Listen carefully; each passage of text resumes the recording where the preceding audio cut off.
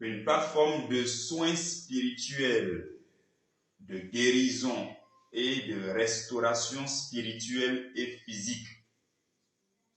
Dans le psaume 107, si vous lisez du verset 17 jusqu'au verset 20, la Bible parle des gens qui étaient devenus malheureux au point de perdre l'envie de toute nourriture.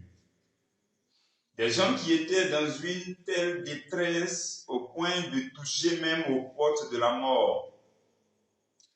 Des gens malades et angoissés par toutes sortes d'afflictions.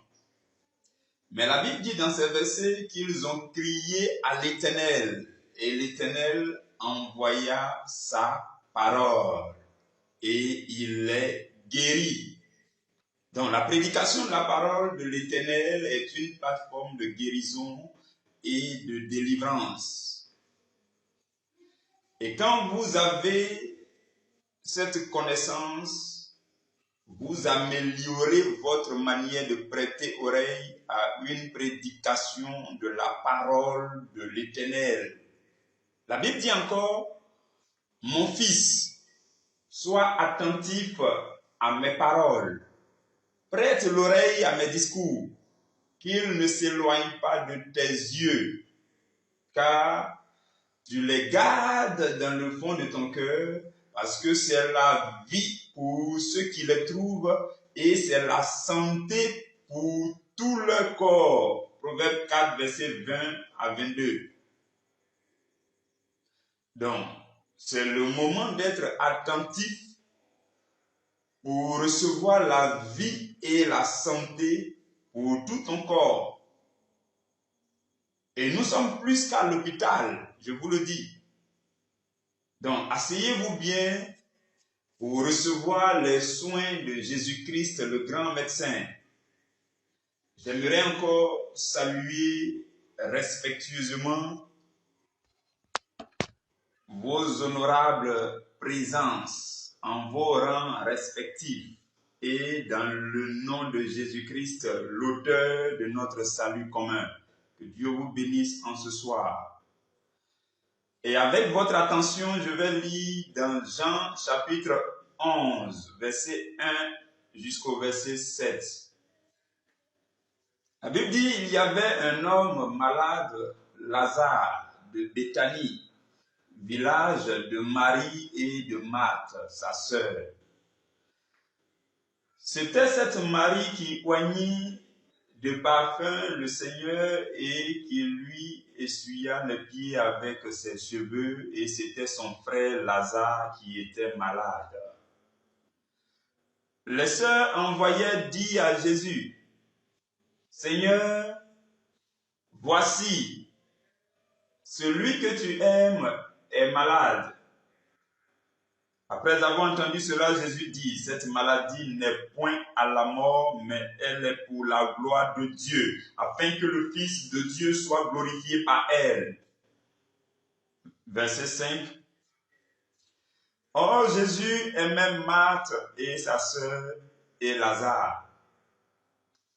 Lors donc qu'il eut appris que Lazare était malade, il resta 2 jours encore dans le lieu où il était.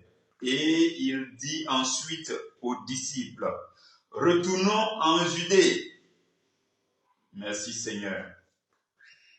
Inclinez la tête avec moi, je veux nous recommander à la grâce du Seigneur. Père, nous célébrons ta parole, nous magnifions ta parole, nous glorifions ta parole, nous admirons et nous contemplons ta sainte parole.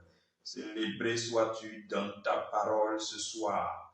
Seigneur, nous prions que ton esprit rejoigne ta parole afin de publier ton salut encore ce soir, de dispenser les grâces abondantes sur ce peuple bien disposé, et que toutes choses glorifient le nom de Jésus-Christ de Nazareth. Amen. Gloire à Jésus.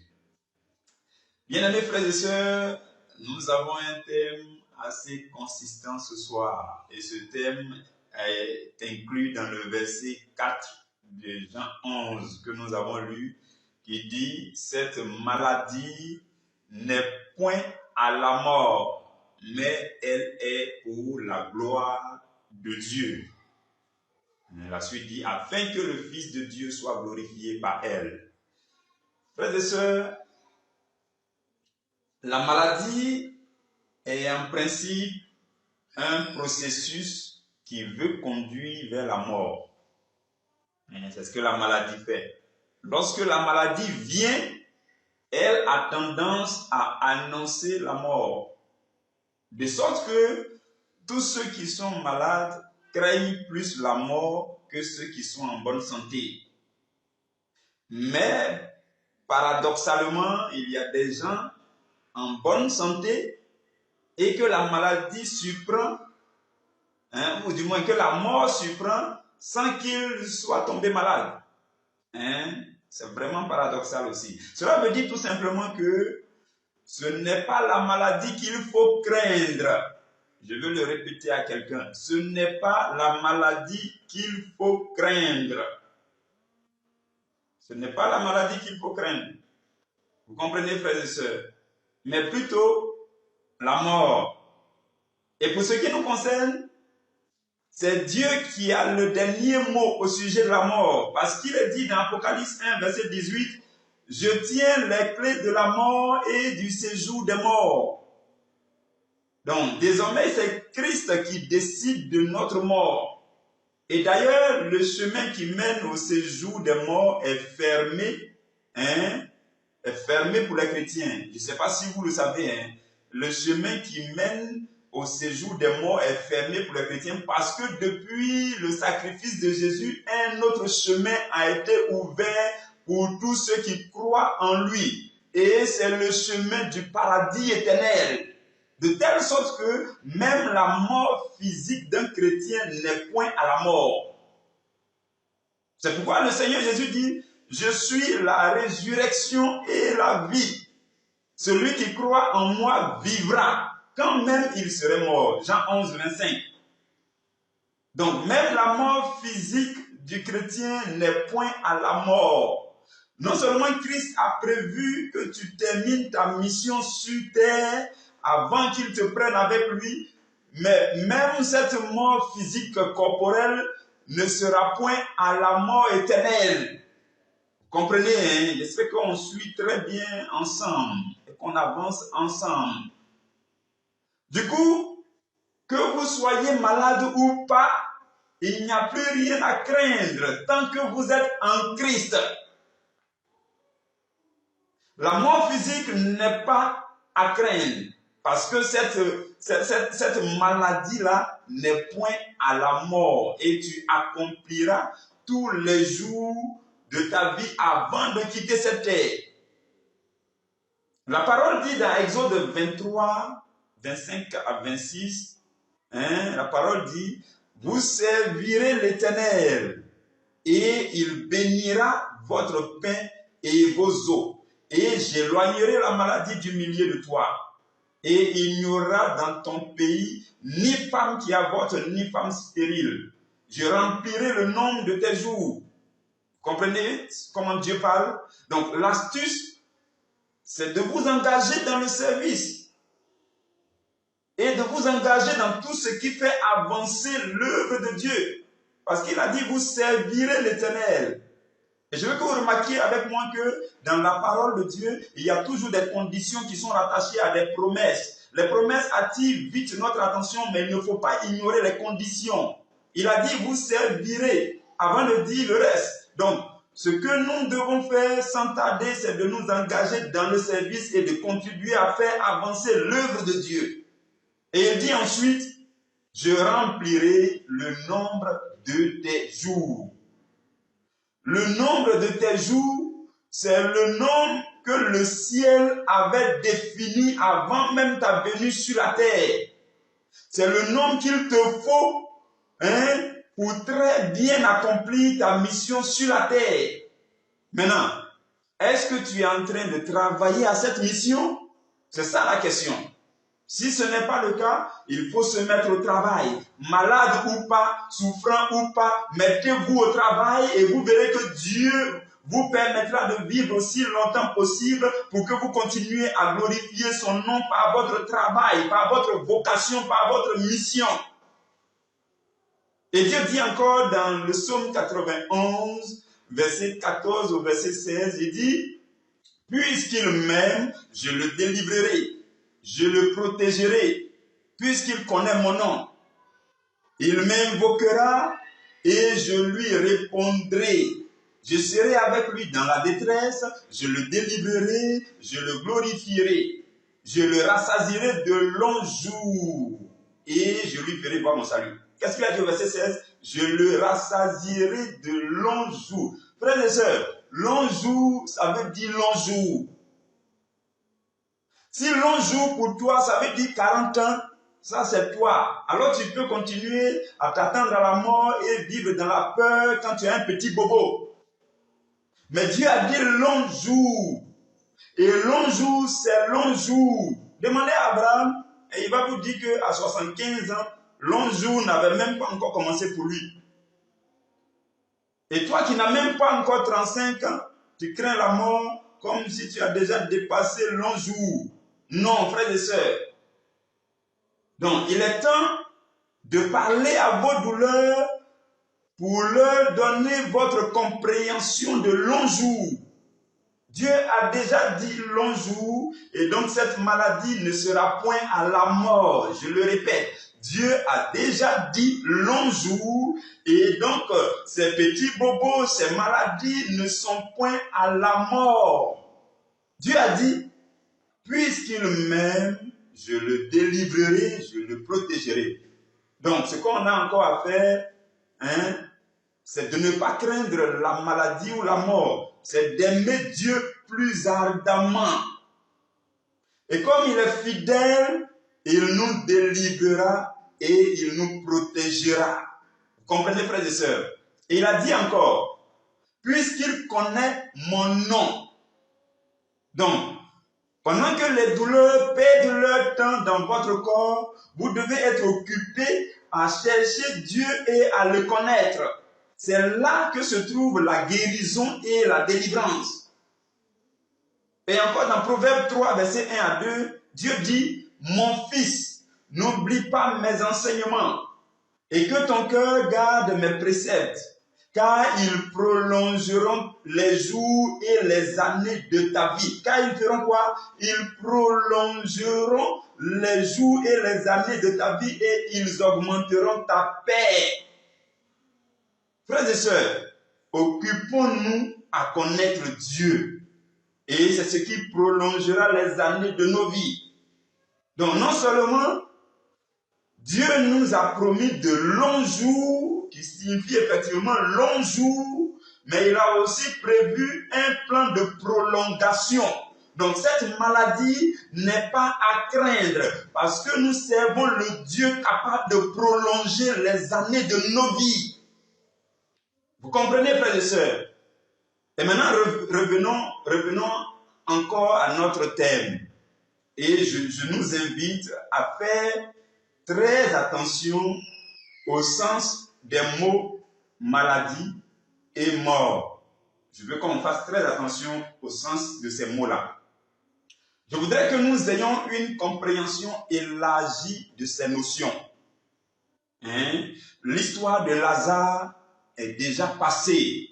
Il était mort d'une mort corporelle et Christ l'a ressuscité et tout cela est passé depuis près de 2000 ans en arrière. Donc en principe, ça ne nous concerne pas et ça ne nous sera d'aucune utilité à moins que nous ayons la compréhension de ce que Dieu voulait nous dire par ce récit. Donc l'histoire de Lazare est mentionnée dans la parole de Dieu. Et derrière cette parole de Dieu, on doit faire ressortir les révélations qui seront utiles à notre vie aujourd'hui. Par exemple, ce qui était appelé plaie.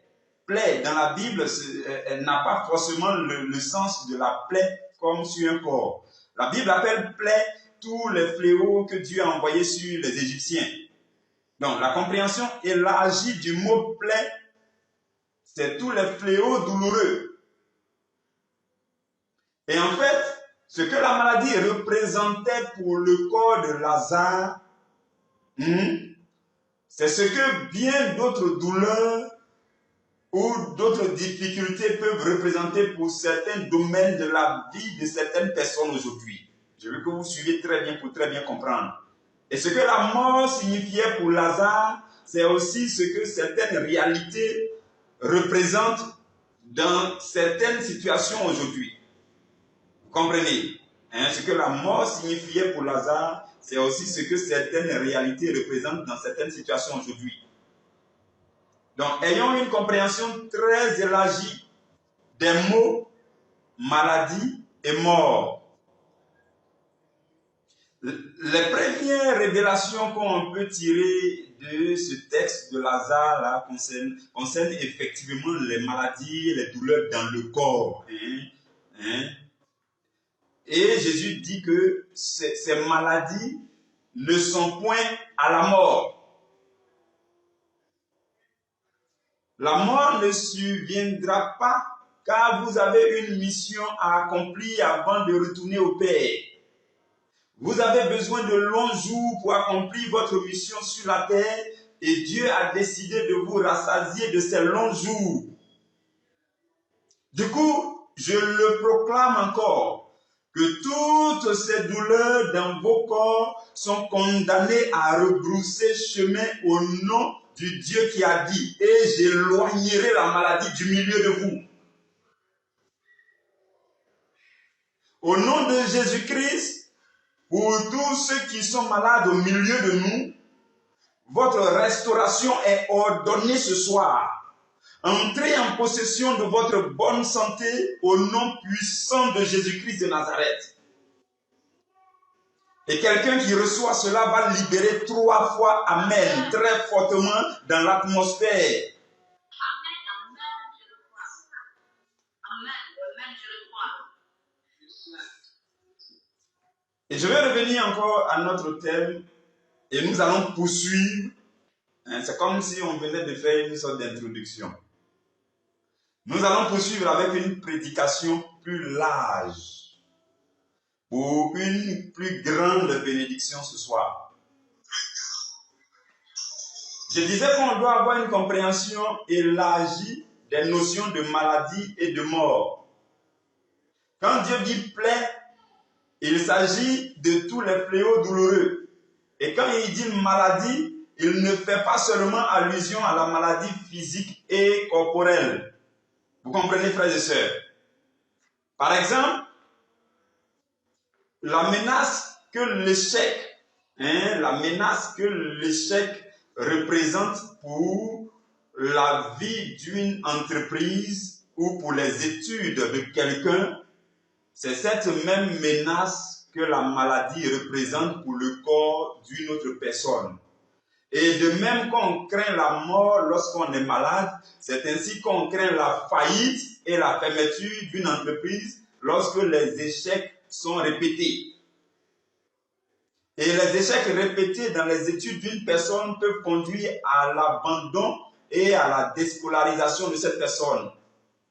Et ça devient la mort dans les études de cette personne. Pour une entreprise, la faillite n'est rien d'autre que la mort de cette entreprise. Vous comprenez? Suivez-moi, je vous fais un certain nombre de comparaisons. Et c'est encore la même chose que le célibat peut représenter pour la destinée matrimoniale d'une personne. Parce que de même que la maladie fait craindre la mort, c'est ainsi qu'un célibat qui dure peut conduire à une longue solitude. Et c'est comme la mort dans ce domaine. Mais sur ce point, j'aimerais tout de suite rassurer chaque personne qui m'entend ce soir. Une pareille situation ne sera point votre cas au nom de Jésus. Même Lazare qui est allé jusqu'à la mort a été ressuscité pour la gloire de Dieu. Et c'est ce même Dieu que nous prêchons. Et il ne laissera personne d'entre nous continuer dans une situation de célibat parce que Dieu a prévu de se glorifier en vous.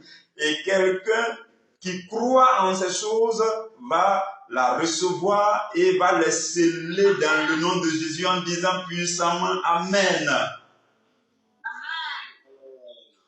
Donc cette maladie n'est point à la mort, mais elle est pour la gloire de Dieu. Ton entreprise ne mourra point et la grâce du mariage entre chez toi aujourd'hui même. Ce que la maladie représentait encore pour le corps de Lazare, c'est aussi ce que les mésententes et les disputes peuvent représenter dans le couple de quelqu'un ou bien dans son mariage. Mais ton couple va subsister pour la gloire de Dieu. Et c'est plutôt la stérilité qui ne subsistera pas dans ta destinée conjugale. Et ce que la galère est pour tes finances, je continue avec les comparaisons, suivez très bien. Ce que la galère est pour les finances de quelqu'un, c'est ce que la maladie représentait pour le corps de Lazare. Vous voyez, la galère, maladie, finance le corps de Lazare. Mais le Dieu qui a ressuscité Lazare me charge de te dire que tes finances retrouvent la pleine vie à compter d'aujourd'hui même. Il y a des déclarations, quand vous les recevez, il y a une manière de les sceller. Je ne sais pas si j'espère que vous êtes violents, même quand les micros sont coupés. Et la pauvreté est aussi une sorte de maladie pour la vie de quelqu'un qui est pauvre. Tout comme la maladie dans le corps de Lazare. Et permettez-moi de vous dire que Christ est déjà devenu pauvreté sur la croix pour nous donner un nouveau prénom. Et ce prénom, c'est richesse et prospérité. Et je sais une chose, c'est que le Dieu de l'or et de l'argent n'enfante pas des enfants pauvres. Donc le problème, c'était toi. Mais tout cela cesse en cette semaine.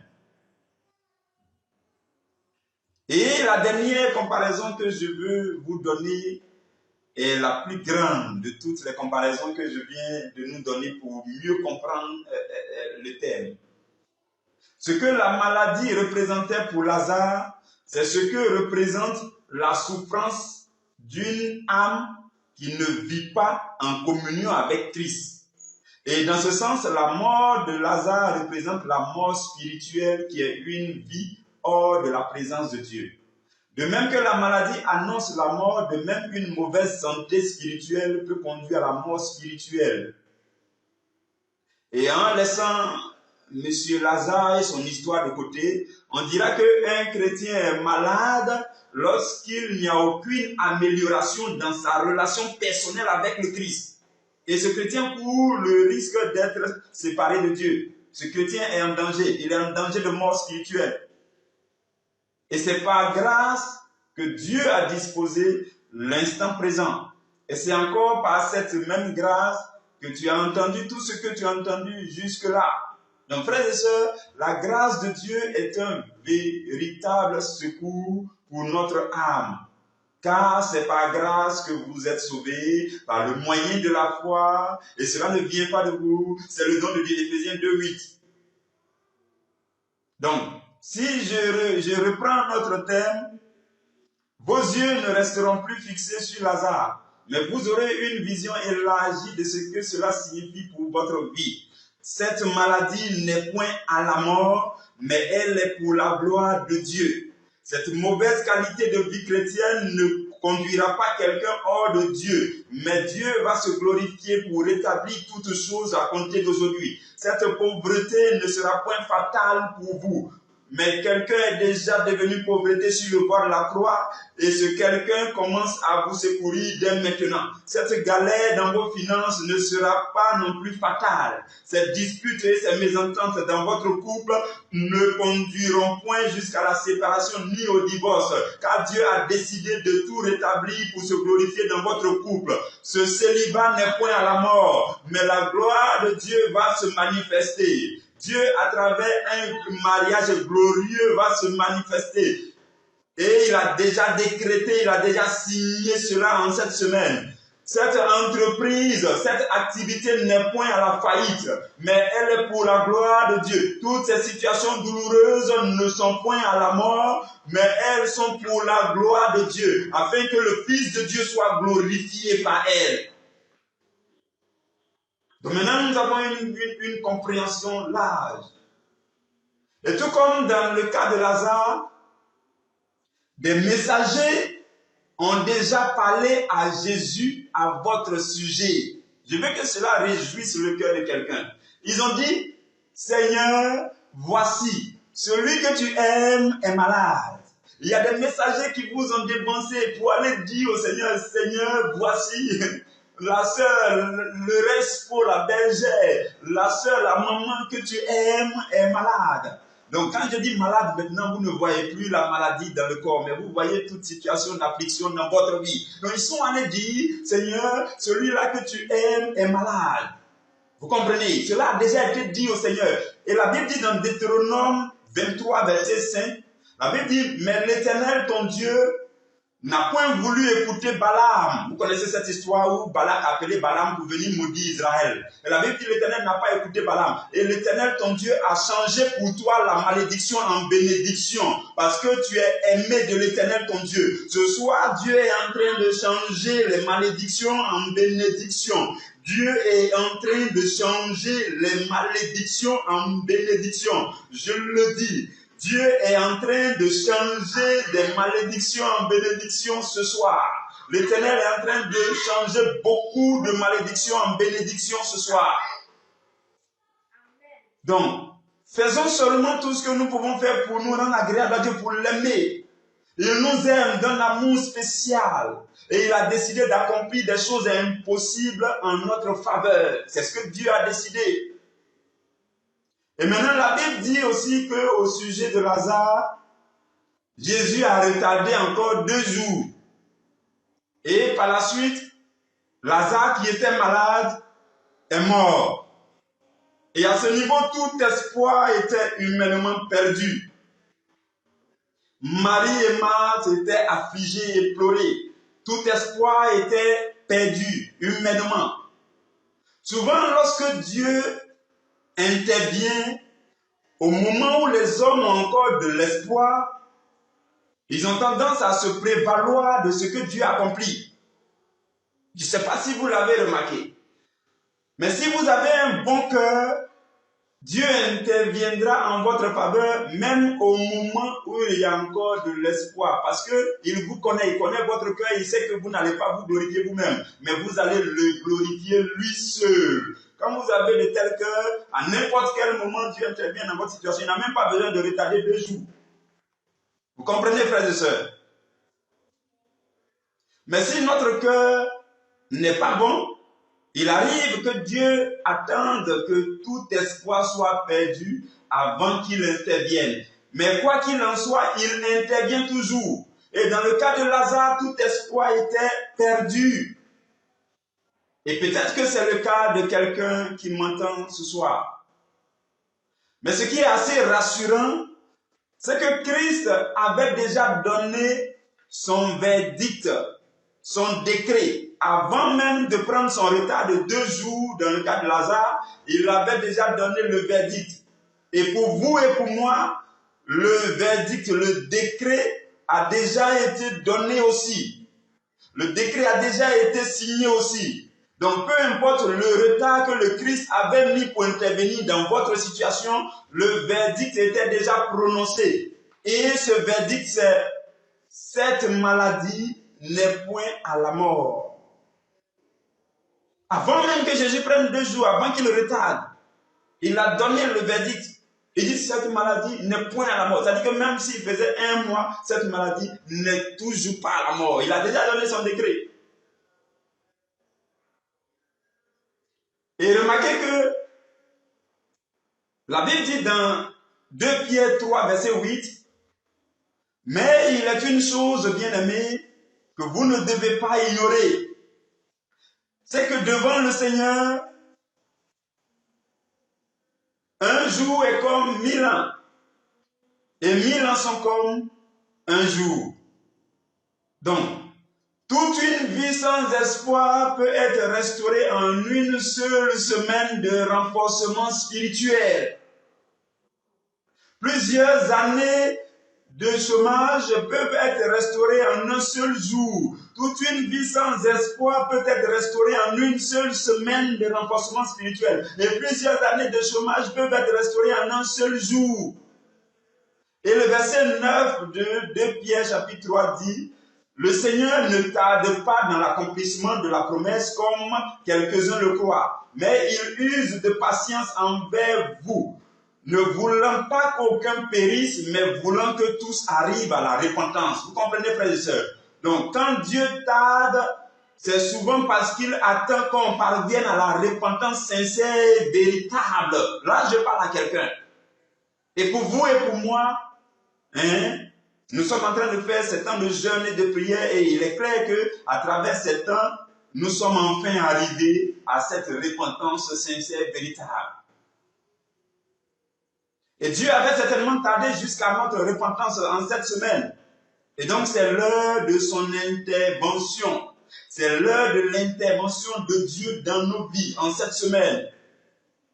Et nous savons que, quand nous lisons l'exemple de Lazare, nous savons que le Seigneur, quand il tarde, le témoignage est plus glorieux. Le Seigneur, quand il tarde, le témoignage est plus glorieux. Et quelqu'un a chanté pour dire, la gloire de ma résurrection est plus grande que celle de ma guérison. Donc la gloire de Dieu va éclater.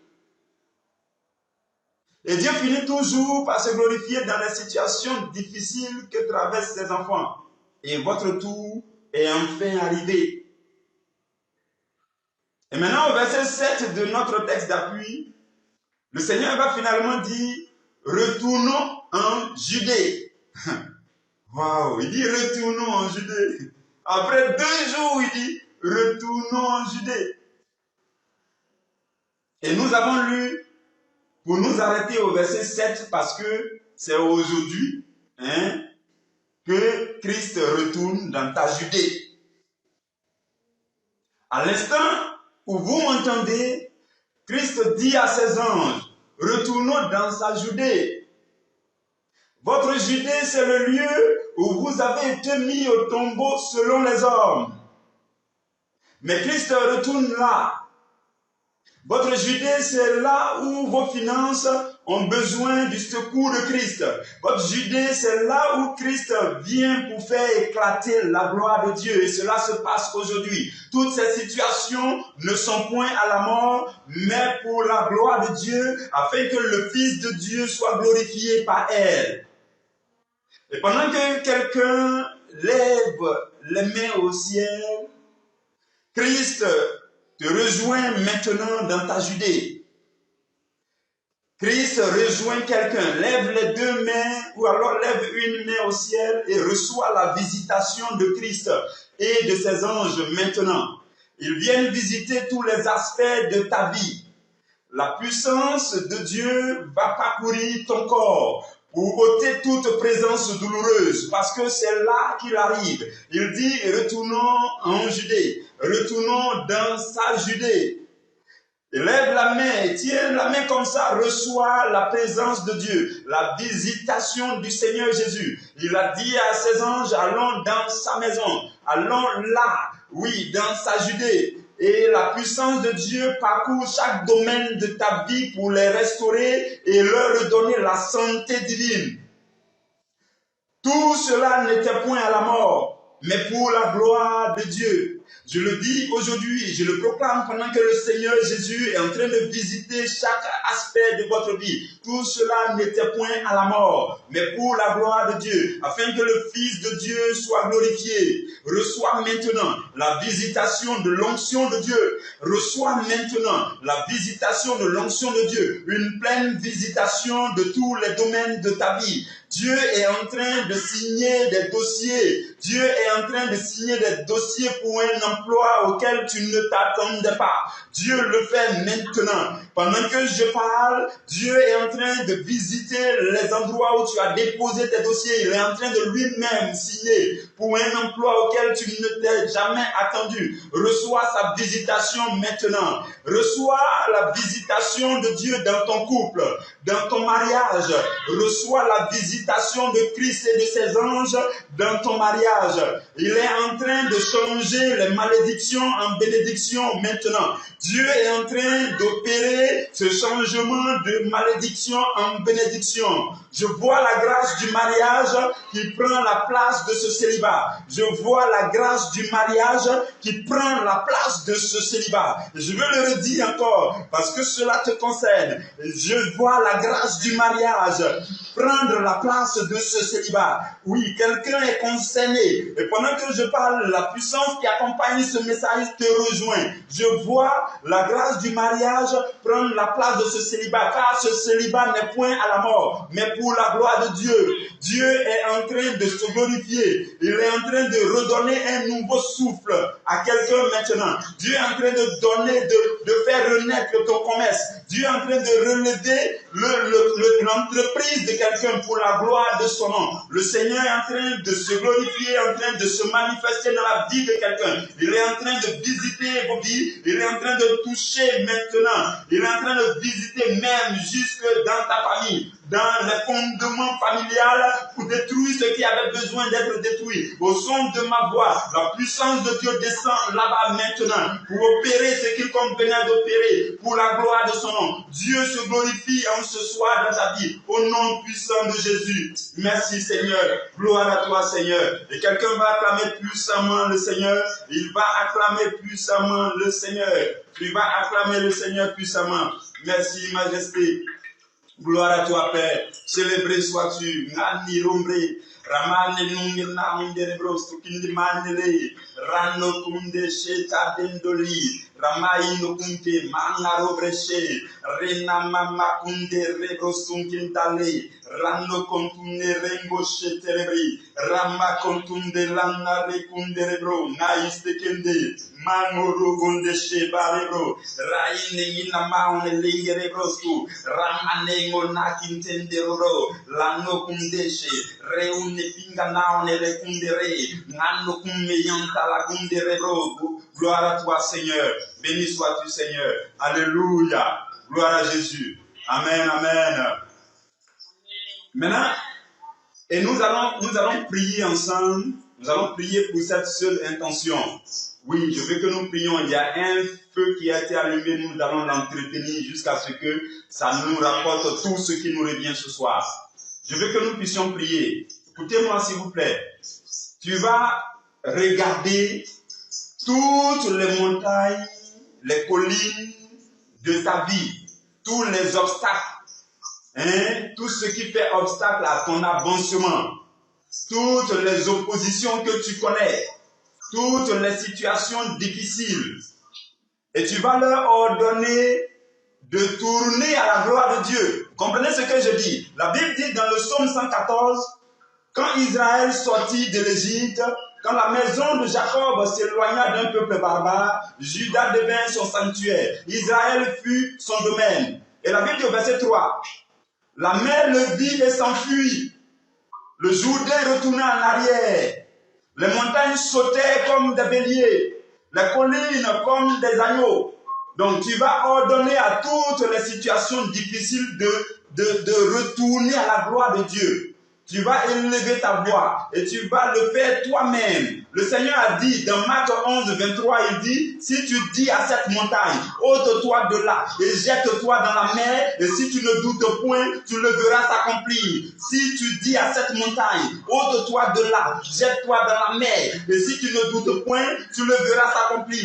Lève la voix ce soir, élève la voix ce soir, ordonne à cette montagne, ordonne à cette montagne, ordonne à cette montagne, ordonne à ces obstacles, ordonne-leur, parce que ce ne sont point à la mort, ce n'est point à la mort. Ordonne-lui de tourner à la gloire de Dieu. Reino no singere roste, nane no le quintane le kumere bro, ne kumbeshe, Maïnerungerebroste, Ramananilimuna Indebre, Rabalano Contene Conde. Cela n'est point à la mort, c'est pour la gloire de Dieu. Rengondo Singendi Maraboche, ce n'est point à la mort, mais c'est pour la gloire de Dieu. Raneno Mina Cantorebe, Renolende Kiltundarebroste, Naintendore Kenderebro, Shindema Inderebre, Renangonestengele Kunderebroche, Ramakundere.